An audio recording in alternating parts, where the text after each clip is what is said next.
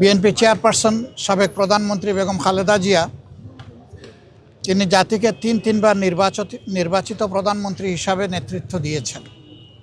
এর বাইরেও তার একটি সংগ্রামী আপসহীন জীবন ছিল। তিনি চলে গেছেন ইতিহাসের একটা বিরল সম্মান নিয়ে। তার শেষ বিদায় সম্বর্ধনা অনুষ্ঠিত হয়েছে গতকাল, এবং মানুষ আবেগ দিয়ে, চোখের পানি দিয়েই তাকে বিদায় দিয়েছে। এইটা তার পাওনা ছিল। উনি জাতির জন্য যে অবদান রেখেছেন, তিনি তার পাওনাটাই আল্লাহর পক্ষ থেকে পেয়েছেন।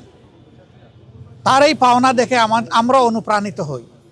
আমরাও যদি জাতির জন্য সেরকমটা অবদান রাখতে পারি, হয়তোবা এদেশের মানুষ আমাদেরকে এইরকমই একদিন বিদায় দেবে। এটা সবার কপালে জুটে না। এই সম্মানটা পাওয়া, মানুষের চোখের পানি দিয়ে বিদায় সম্বর্ধনা পাওয়া, এটা বিশাল ব্যাপার। আমরা এই জন্য আল্লাহ রাব্বুল আলামিনের শুকরিয়া আদায় করি যে তিনি তার বান্দির প্রতি রহমশীল হয়েছেন।